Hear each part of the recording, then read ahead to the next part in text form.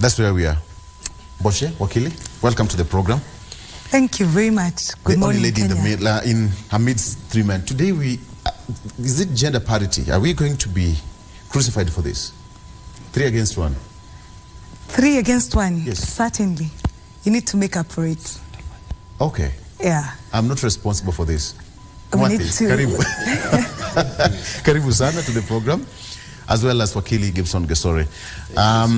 Karibu sana. Let's talk about what's really happened very quickly on the front page of local dailies. Let me take you through the front page of the Star newspaper. UDA MPs confront, that is quote unquote, confront Ruto over cost of living. Legislators warn cost of living is making Kenya Kwanza unpopular with the Kenyans. They had a PG yesterday in State House, and it's also said that a majority of Kenya Kwanza legislators raised that concern with the president. But we also understand that the president is not so easy on that. He said that the fuel subsidy is out of question. Let me start with you, the only lady here. On the front page, UDA MPs confront Ruto over cost of living, but he's hell-bent that it's not part of the question for Kenya Kwanza. What do you make of this? Wakili. You know, the cost of living. First, let me say good morning, Kenya. Karibu. And good morning to you as well and my fellow panelists today. You know, the question of the cost of living was actually part of the UDA manifesto. It's not just a manifesto question, but it's also a constitutional issue. It's therefore at the center, at the fore of any government or any governance issues. So it therefore would be a mismatch to say that it's not an agenda for immediate or urgent consideration. We'll see, for instance, the question of fuel affects every other sector in the country. Yeah. It affects transportation of food and other goods, meaning therefore the price of unga will go up, the price of mboga will go up. Effectively also then, Kenyans will not be able to afford food. They will not then be able to buy from Mama Mboga.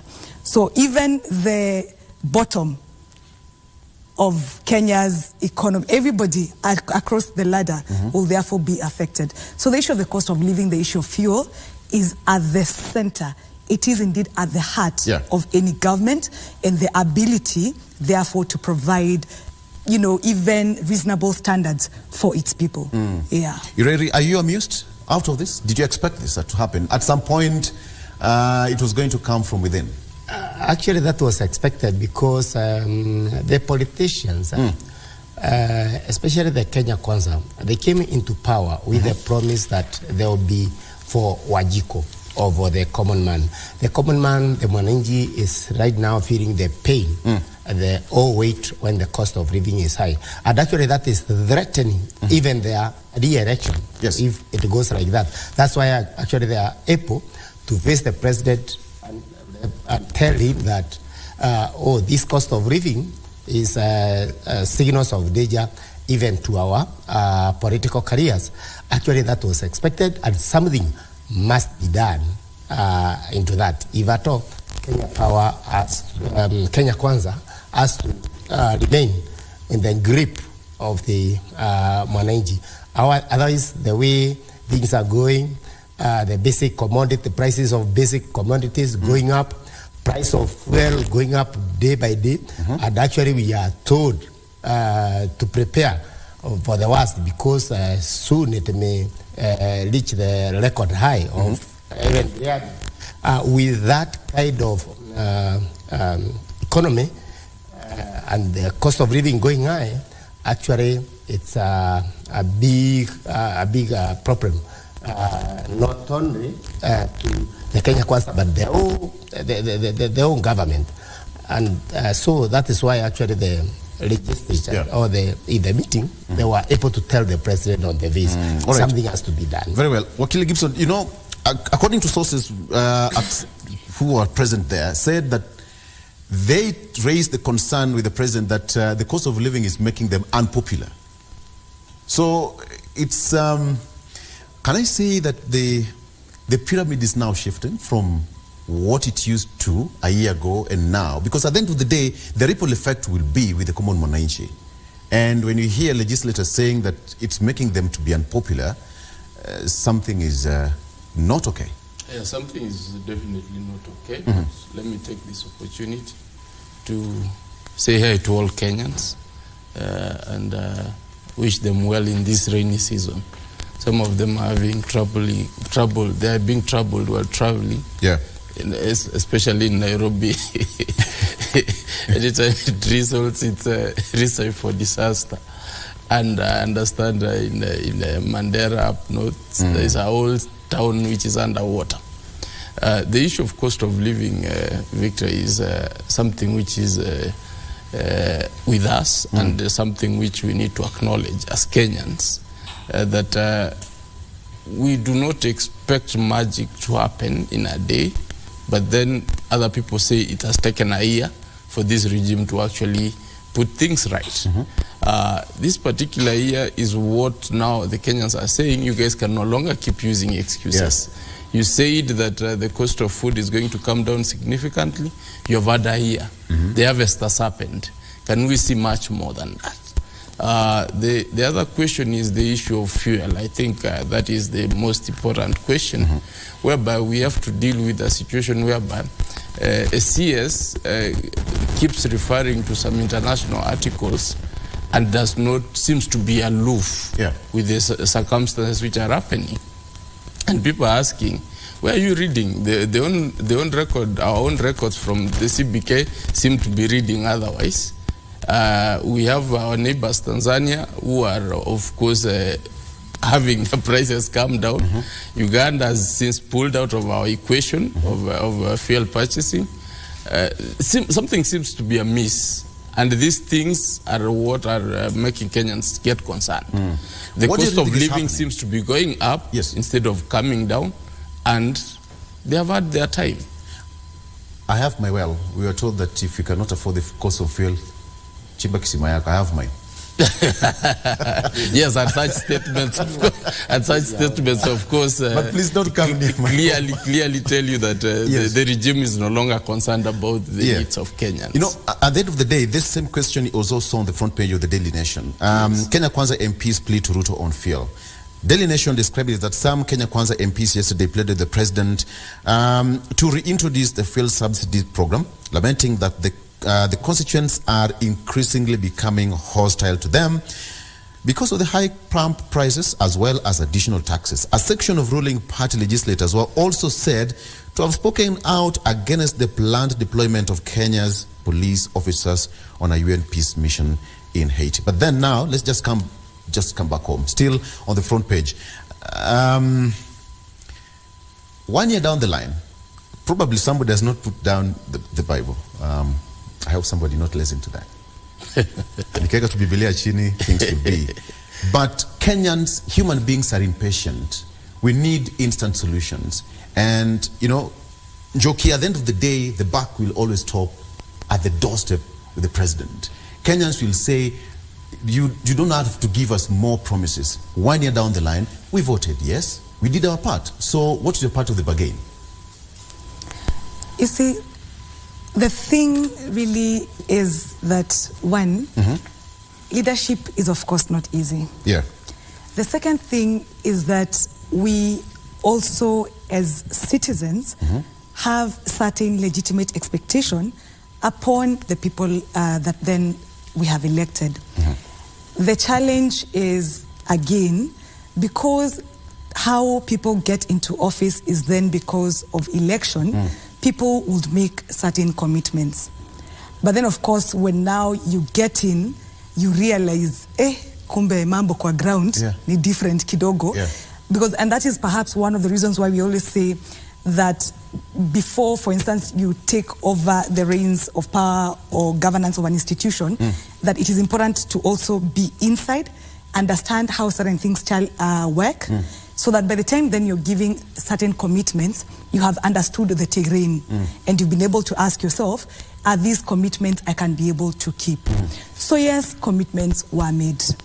Now, there is a difficulty in actualizing those commitments. And the tragedy then is that it is not just the president who is elected.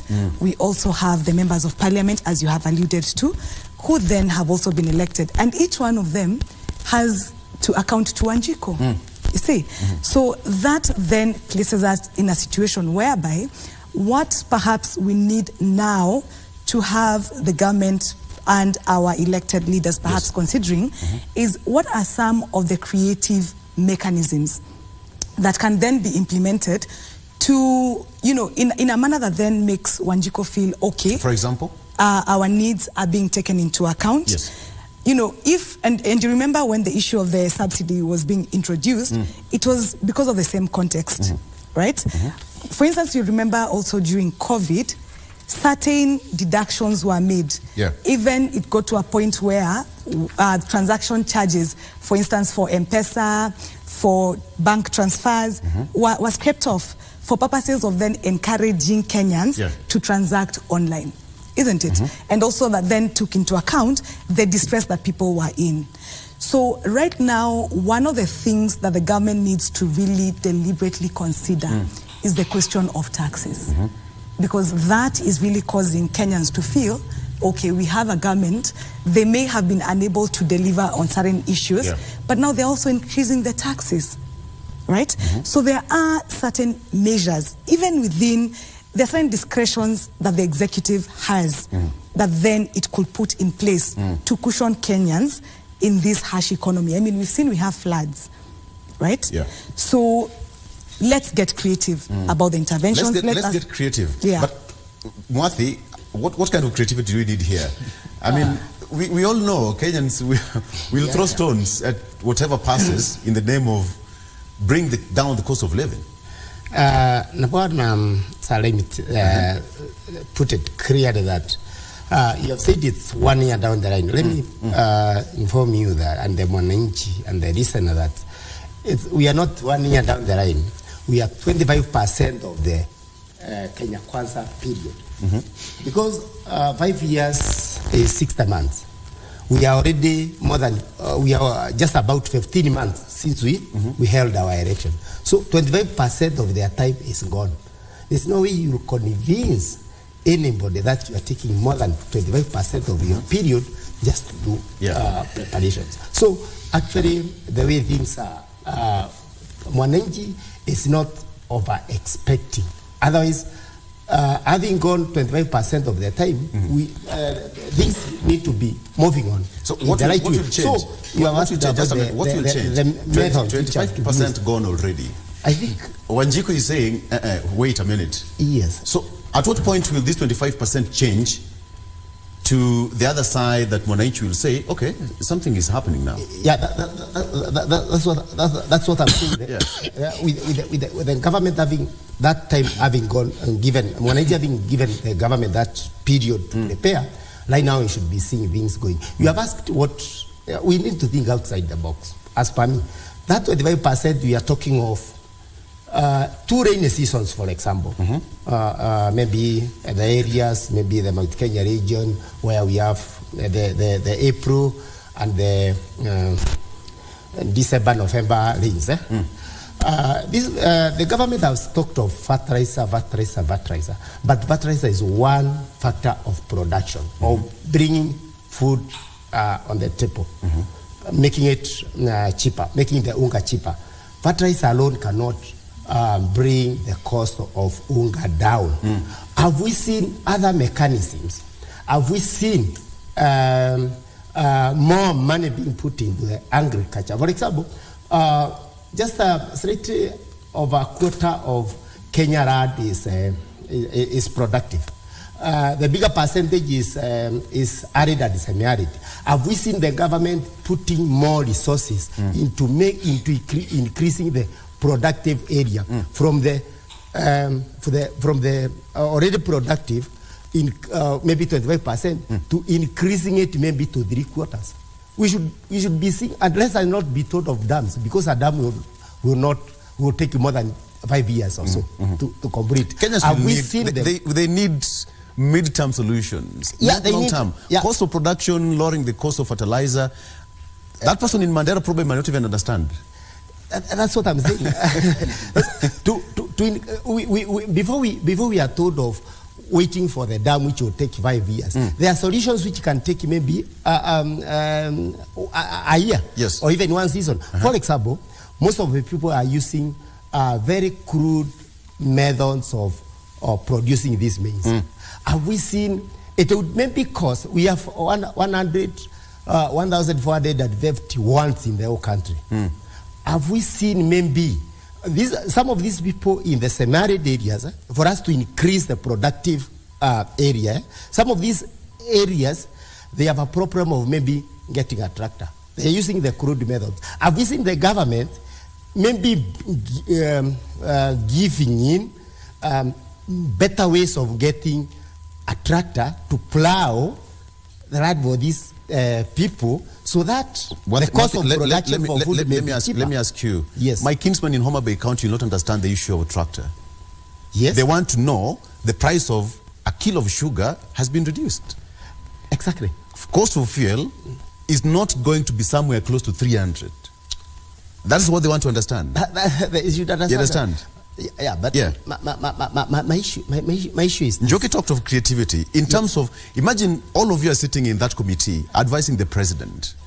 What would be done so that these Kenya Kwanza MPs, the next time they have their PG, they'll not talk about this. They'll talk about ground may change. At least Mwananchi is talking about something else. That's what I want to get from you. Probably before you respond, Njoki, let me get from Wakili. Yeah. Victor, it's simple. Yeah. I mean, running a country is not rocket science. It has been done. We have been here before, and we have seen what, for example, Kibaki did. He inherited an economy which was slightly badly off than what the president has inherited, or the Kenya Kwanza regime.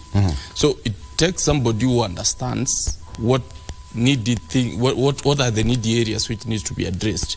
For example, if you can be able to address, there was an issue of, we had the open tender system for purchasing of fuel. That was scrapped. We went for government to government with the promise that this is going to cure our problems, but it has made our problems even bigger. So if that issue can be relooked at, we do away with the government to government, or get a better deal government to government, because this is not working. Once that is sorted, then one of the key issues of the cost of production goes down.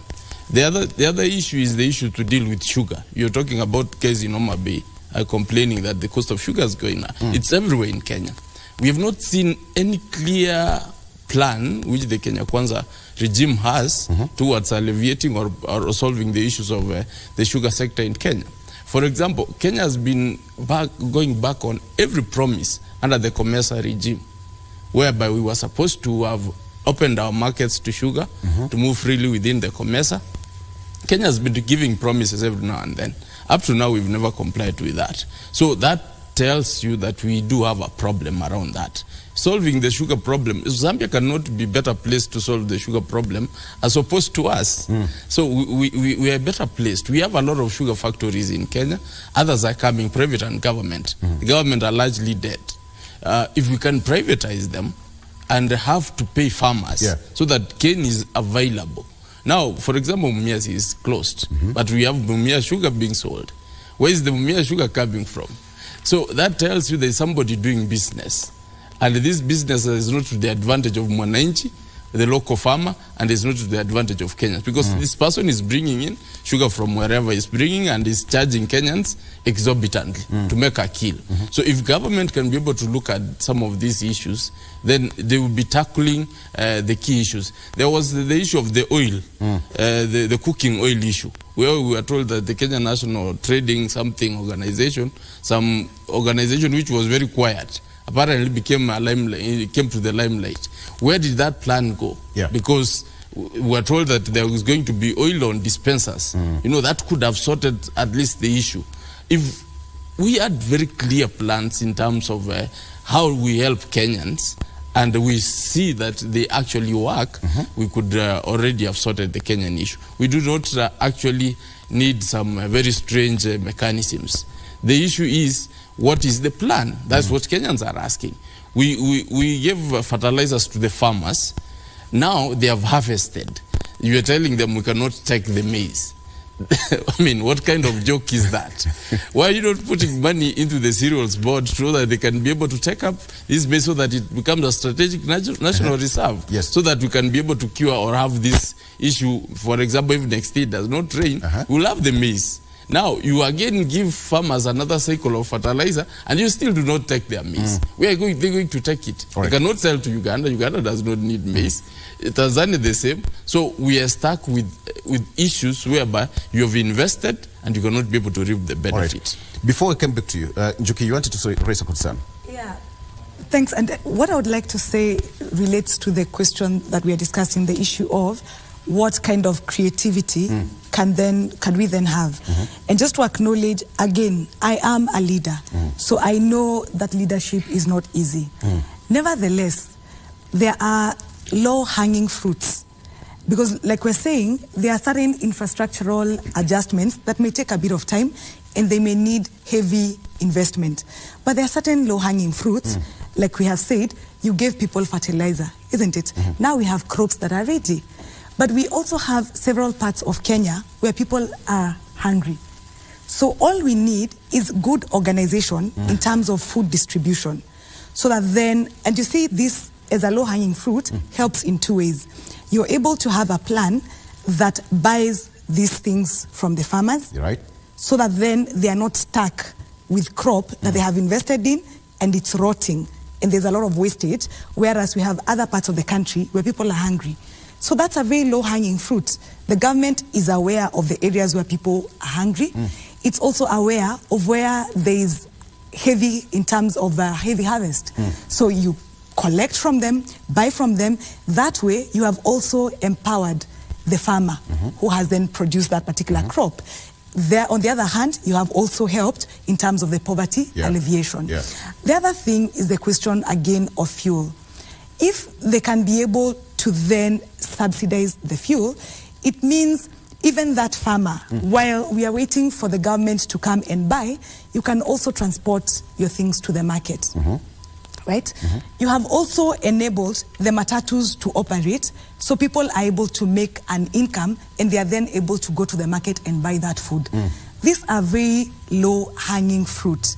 There's also now the question of taxes. There is no urgent need to increase taxes, and quite a bit of it is disappearing in corruption. So there is no hurry to increase taxes, because the more we increase the taxes, we are then also making it difficult for businesses to operate, which effectively means some people are getting laid off. Yes. Again, creating a problem. The low-hanging fruit there, manage taxes in a manner that then enhances the ease of doing business. That also helps in terms of helping companies retain their staff and also be able to pay them. So if we can make those three immediate interventions that don't necessarily require huge infrastructural investments, these are low-hanging fruits that will give Wanjiku the urgent and immediate relief that Kenyans are seeking. Okay, let me just make it simple. If I were a teacher, I would take you to a creative class, either drama or creative humanities, and then Mwathi, go to the mathematics class. You gave her 25% of the Kenya Kwanza administration. But what are the political ramifications? When you hear the Kenya Kwanza legislators calling on the president, you know what, Mr. President, the Mwananchi is now speaking. We are getting quite unpopular on the ground. We are the same people who campaigned for this administration. But hey, just a minute, listen to us. The voter is saying something. Look at the political side of it. What do you really think is now? They say that still waters run deep. True. Yes. Actually, what the Mwananchi is saying, or what the registrars are saying is exactly the voice of Mwananchi down. Remember, these people are with the Mwananchi down. So when they come together and meet the president, they're actually sensing down there. So this kind of problem which is down there is now being given to the president and to his government. And they are saying there's something wrong somewhere. Something is not happening right. And true to it, I think if you see the interventions that the government has taken, for example, what my brother said about the government to government the purchase of the fuel, the president even gave the figures. He even said the exchange rate, the dollar will come down. He even gave the expected, but instead of us getting that direction, it goes up. So that means whatever strategy, whatever plan that was there actually failed. What does that mean? That means there's something that did not go right, which went actually the opposite direction. So that means there should be an issue of re-strategizing, coming again to the drawing board, and see mechanisms which will give positive results. What if the price doesn't change? They had a PG and says, you know what, fuel subsidy is not no. I'm sure. What would happen? I'm sure the president listens. That's one thing I'm sure of. He is a president who listens. So even if it doesn't go the direction that the MPs were saying, because they were talking of, for example, subsidies. And for heaven's sake, we should not demonize subsidy completely. We should not say subsidizing some of the basic commodities completely wrong, is a demon, is because as I said, there should be short-term measures, mid-term and long-term, so that we get solution for Wajiko, because that's all Wajiko needs. He needs food on the table and at affordable price. People want their cars moving, because today most of the people are leaving their cars at home and use other means. Others are coming together move because of the cost of fuel. So instead you increase the tax on fuel, thinking that you collect more, but actually you collect less. Why? Because people cannot afford. People do not have money into their pockets. So if you want to tax more, then ensure that people have money in their pockets, so that you can tax. But if you want to tax, but we don't have that money that you want to tax, then we will look for means of avoiding that. Very good. Wakili Gesore. Yeah, I would want to pick up from where he has left. You know, these are very critical issues, Victor, this morning we are discussing here. The cost of living is something which we need to sort like now. For example, the point he has finished on, where he's saying that people will look for means.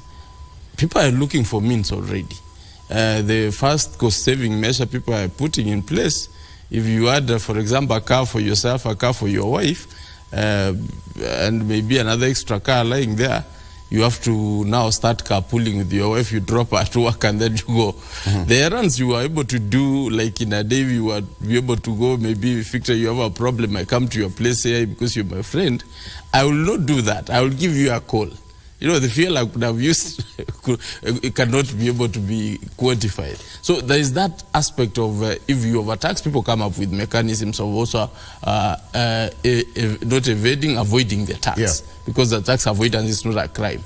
Evasion is what is the problem. So if by this, the Treasury itself has, I think at some point, acknowledged that the money they were expecting to collect has come down by 1 billion shillings. And it's most probably going to go down further.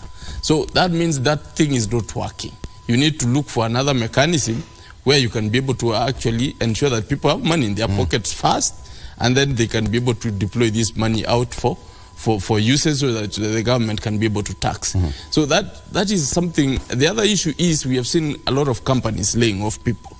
At this critical juncture, actually the statistics indicate, I think I saw it somewhere, that we are at the COVID level. The way people are... I wanted to ask you that. Yes. Like you've gone back. Yes, you've gone to the COVID era. Instead of just the going forward, we are actually going stabilize. Back. Because the COVID era was understood, because factories were closed, people were at home, a lot of things were happening. What is exactly happening right now that even factories are laying off people? It's because of the overtaxation. So people were using the till, the M-Pesa tills have closed. They say they want cash or other means of payment. That means even Safaricom is going to report losses. And it's the largest company in the Eastern Central Africa. So you see, everybody is being affected.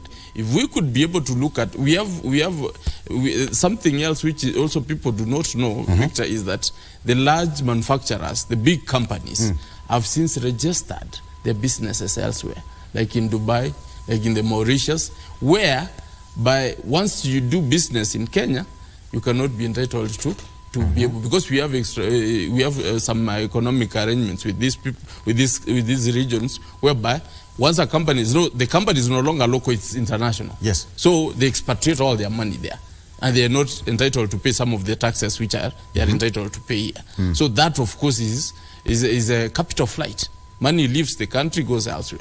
That money goes to benefit people in Dubai instead of benefiting people locally. And that is one of the things which I think the government should be able to look into.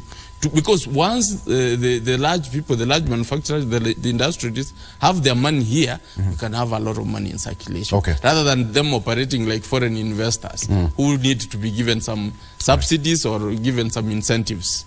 Let's take a break. When you come back, I still have the front page of the day, the Standard. It's almost the same thing. Gloomy state of the nation. The president is set to address the nation tomorrow at 2:30 p.m. Gloomy state of the nation. Of course, it's more or less the same thing that we're discussing here. So let's take a break. When you come back, we are going to take a look at what's on the front page of the Standard newspaper. And of course, Kabera Mwangaza impeachment hearing still continues this particular morning. We want to take a look at what really happened yesterday, but the big day is today. She's going to get to know her fate. So let's just wait and see what will happen. Let's take a break. We'll be right back after this break.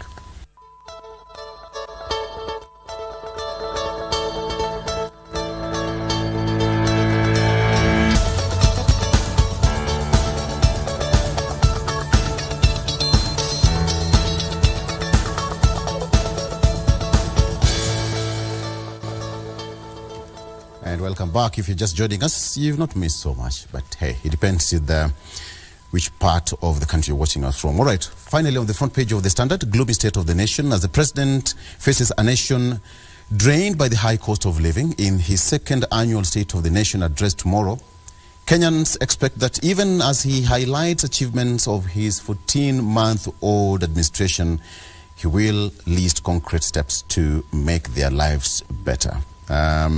Of course, cost of living, a litre of petrol right now retails at 217.36 cents.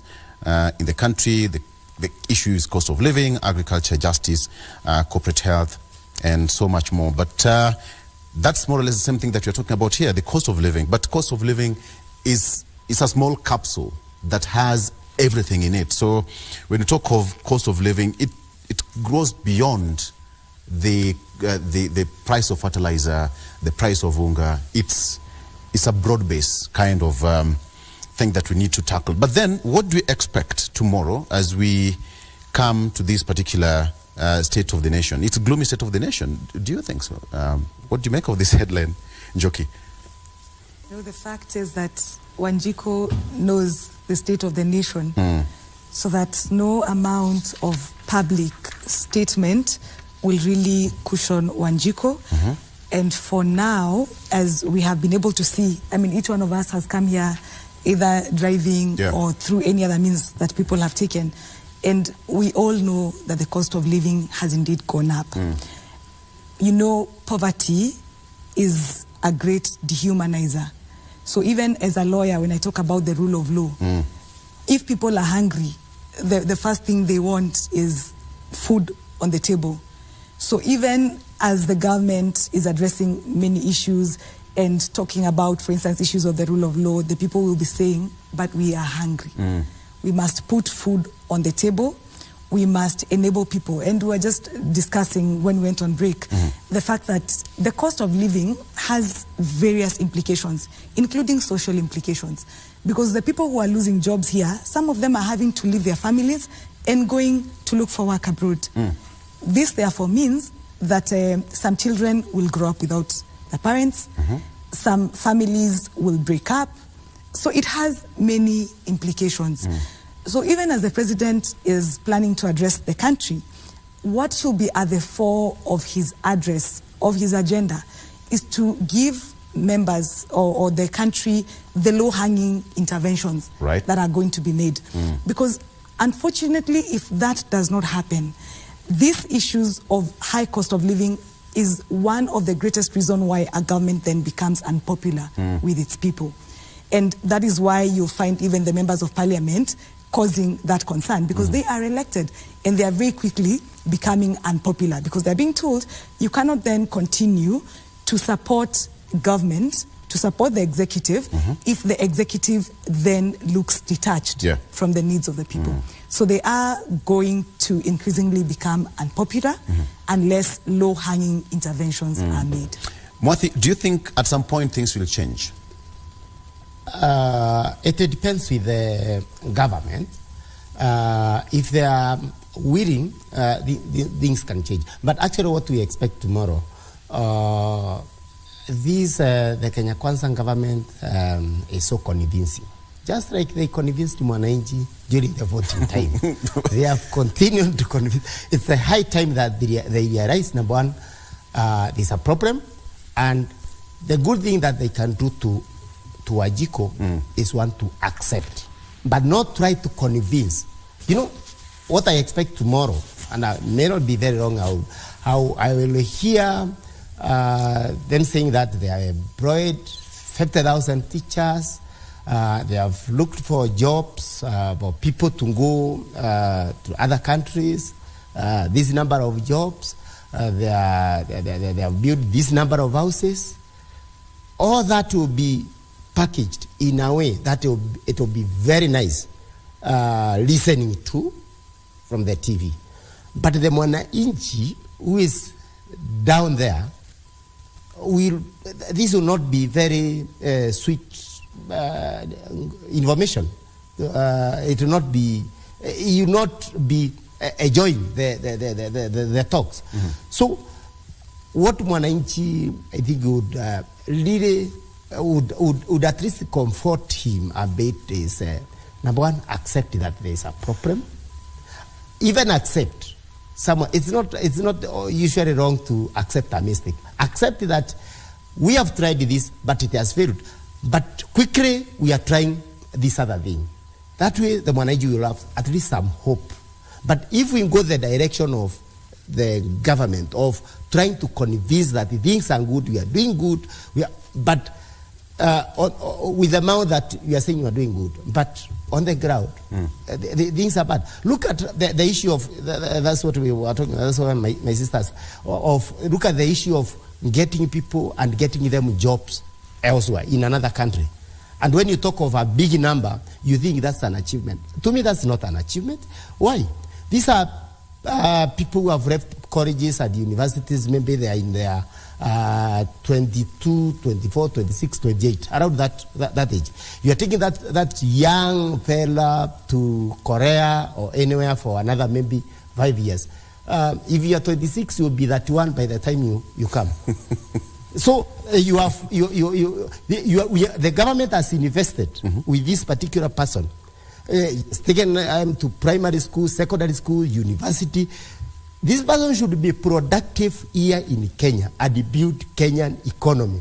Why don't we get that company which is looking for these people in Korea? Why don't you bring it here so that we absorb these people in our land and build our own economy? I'm not very sure whether there's any country that has grown. Though we are being told that those people who are outside the country are bringing in more income, more than even the tourism and any other sector. Yeah. But look at this. These people are doing good, are producing in those other countries. They are not producing for Kenya. What they are getting is only the salary. And when you get the salary, remember the other things that you have done for that country. Good things that you have left in that country. Even you, Victor, whatever you are getting from this organization, the much that is being felt, most of what is, most of the good that you are doing is left into the organization and in the country, and you go with just a bit of it. So these people will bring, you will get jobs for them outside. But the best thing would be, these people who want our people there, let them bring these factories, these organizations here, and then we are not saying we can close so much, but that has not increased people going. People are going, and a wife is going, and husband is being raped. What social implication is that? Somebody is going at the prime age of her marrying. Instead of marrying at the 28, you marry at 35. You have messed with that person completely. So the other implications which you look at. Joki just was just an example.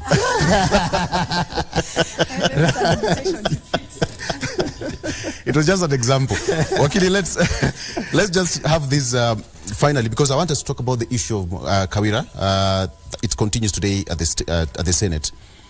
Gloomy state of the nation, of which I want us to talk about later on, probably as we finalize. But on this full page, what do you think the president should do at this particular point today, if he were to make some changes on his desk today? The changes I expect, I don't know. I don't know whether they are the same changes he should be looking at or are in his list.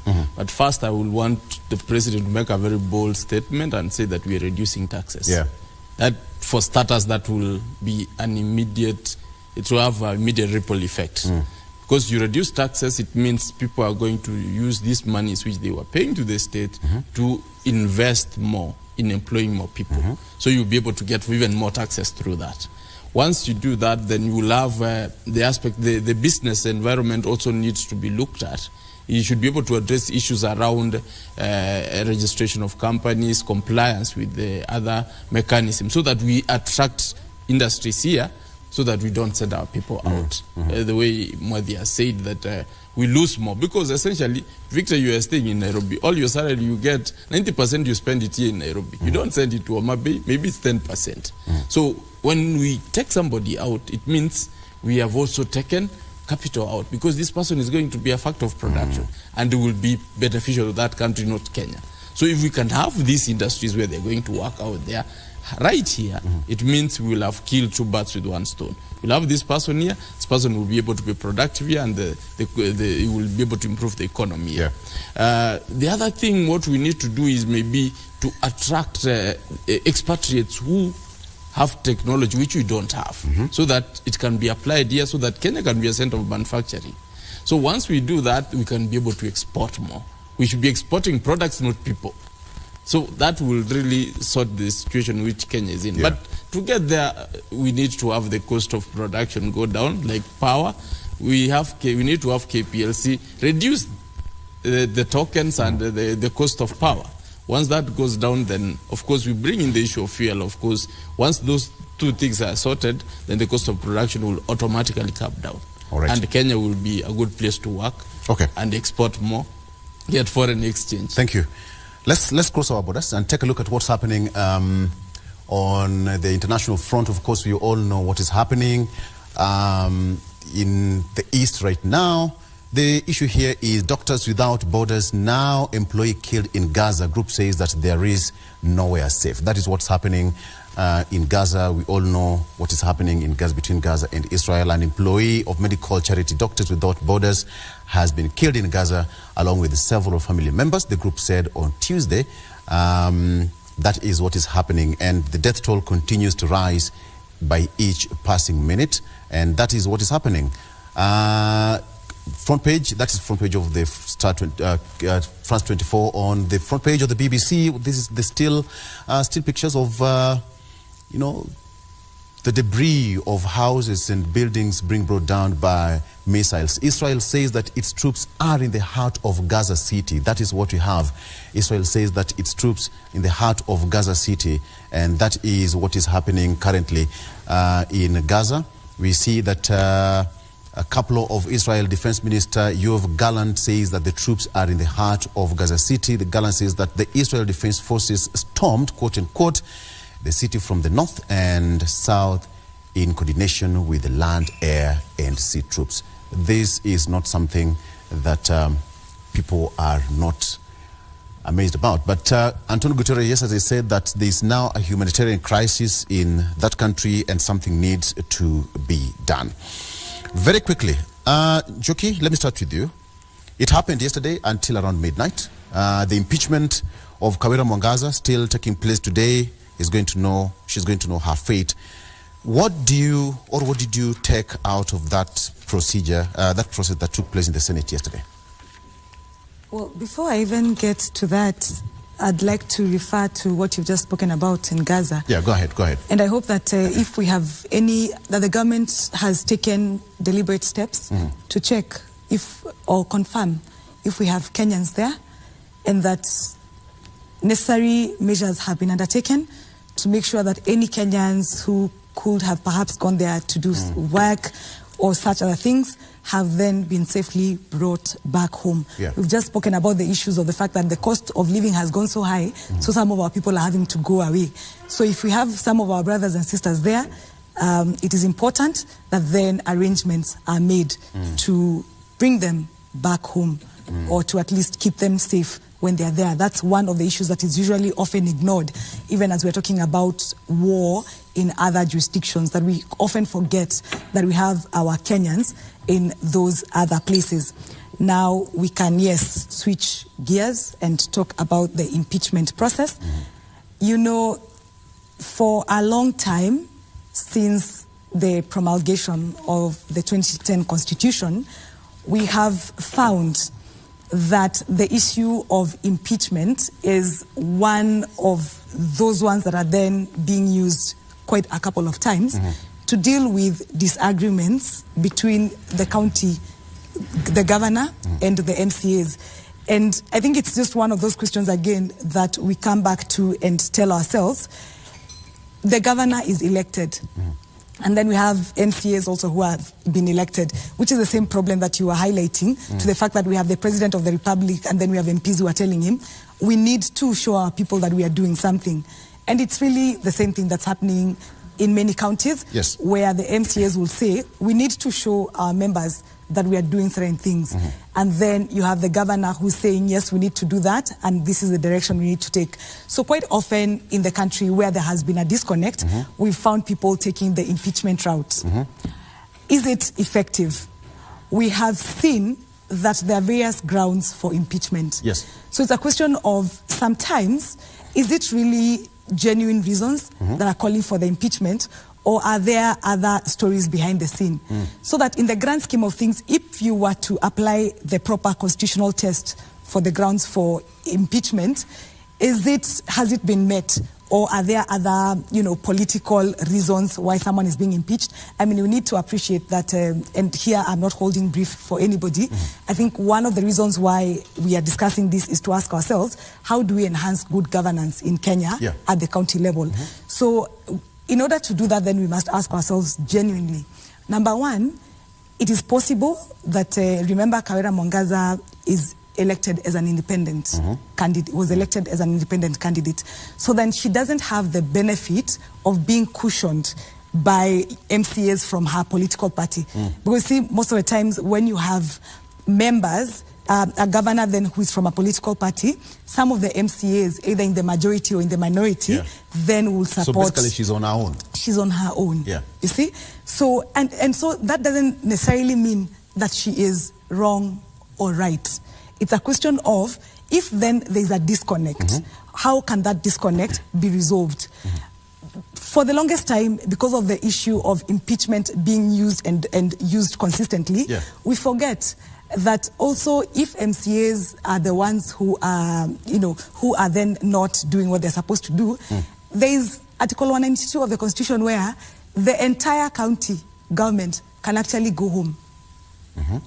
All of them can go home.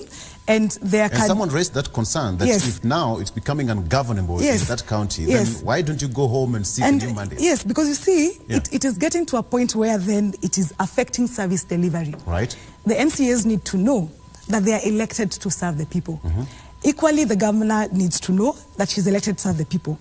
So that if there's an impasse, can it be resolved in a manner that will not cripple the functions of the county government? Right?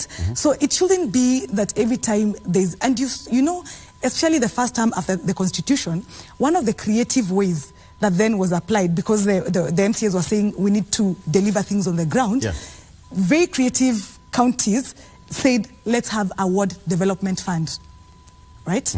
And this then enables the MCAs to do certain things on the ground without necessarily requiring the governor to intervene. So I think it's about time that we need to ask ourselves, what again, and I go back to the solution, what other creative ways can we employ so that we are not crippling operations?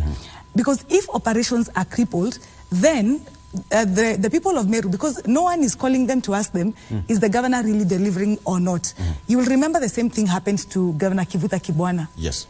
And there were equal threats of impeaching him.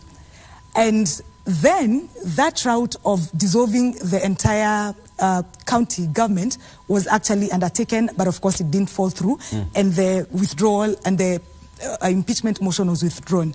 But do you know what happened? When then subsequently people went back to election, the governor came back.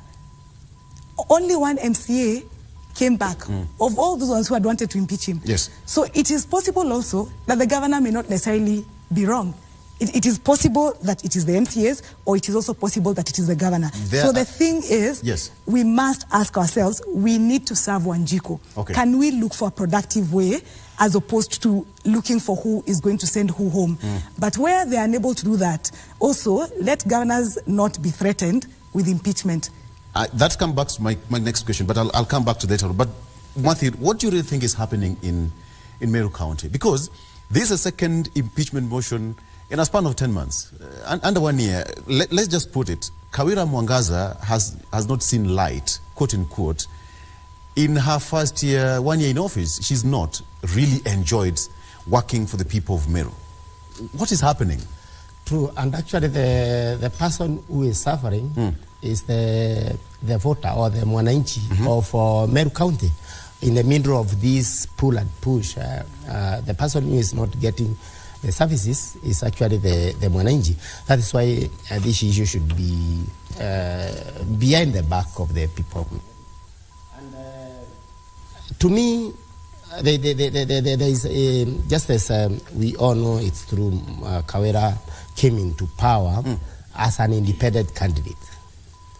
Having done things that we would call unimaginable. Because remember, this is the governor who broke the sequence, who broke the sequence of the UDA sweeping all the gubernatorial seats from Nakuru all the way to Ntonyiri, the area commonly known as the Mount Kenya stronghold. She's the only governor who did not come through UDA. That you cannot take that lightly. So you should take her as somebody who is. Remember, she's the same governor who ensured or who made the long time Kenyan politician and the person who is not known losing election, one Kiraito Murongi, to lose for the first time since 1992. So when you look at her, you look at a person who is peculiarly unique in her own ways. Remember, this is somebody who has almost a third of the Meru voters with her. So to me, and these are my views, I would see Kawira being very strong with the people on the ground, the Wajikos we are talking of, but being very unpopular with the leaders, with the business community of Meru. Okay. So, who matters here? Who matters here? We all know who has the power. So, these things, so whatever the Senate will decide, will have a very big impact in Meru. Okay. Simply because when you ask who matters, you know that mwananchi in a shamba, in a small shop, in Ngobo, in Meru, in Maua, we may not be able to hear his voice here. But the MCS, we are hearing their voices in a big way. Allow me to interrogate this, Mwathi. When you talk about, you've talked about two different people here. The common mwananchi, she's very popular. Yes. All right? Yes. But then now, on the other side, she's not.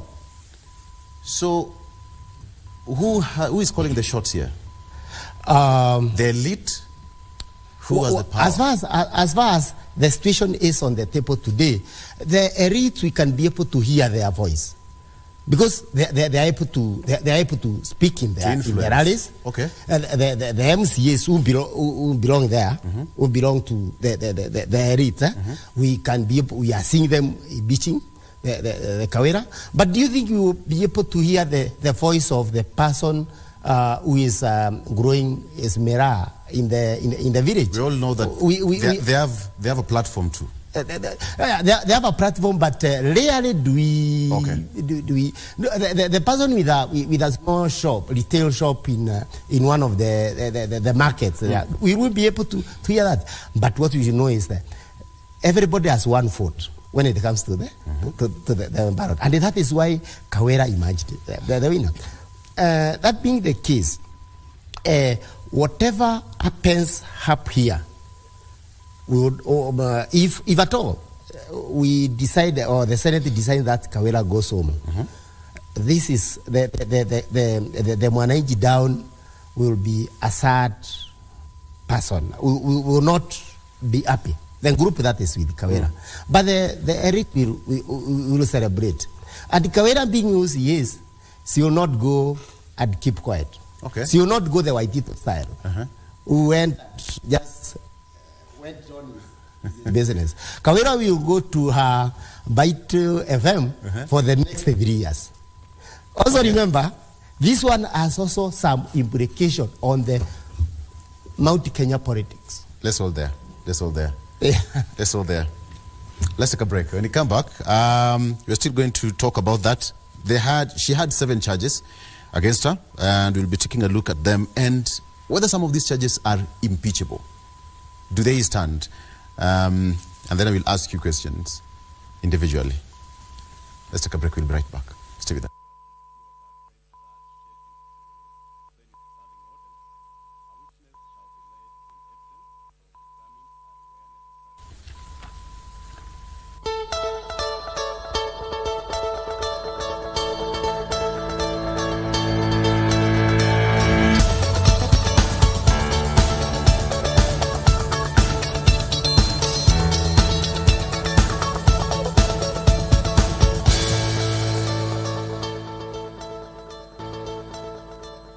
So we are just having tete-a-tete here. Let me ask you, Gibson. So what really happened?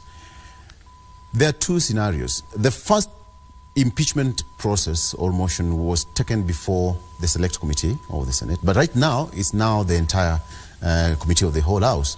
So what brings the difference? The difference is that once you are subjected to the whole House, you answer to the whole House, as opposed to the last number of 11 members, which is a select committee, which, I mean, it's kind of a moderated process where you can be able to make your case. But when you're talking to the entire House, you have to convince each of these members and then be able to, you know, now it's becoming a very, very confusing situation because you realize that each of these members have their own persuasions, they have their own understandings, and then they have their own principles. So you have to find a way of navigating of all of these issues, and then be able to come up with a very convincing story, which is going to carry the day. If not, then unfortunately, whether you are not guilty or you feel that you did what was needed. Yes, Wakili, I'm told that we need to take that live link. We need to cross over to the Senate and pick that link as early as now. Apology for that. Of course, we've been talking to Joaquin Boshe, who is an advocate of the High Court. I have something about you. We'll talk about it later on. Mwakthi Ireri, thank you so much for joining us, and Wakili Gibson Gesore. Asante sana. We are crossing over to the Senate and take a listen to what is happening. Later on in the evening, they'll take a vote on whether she'll go home or she'll survive the onslaught. My name is Victor. Have a good morning. I will claim my minute.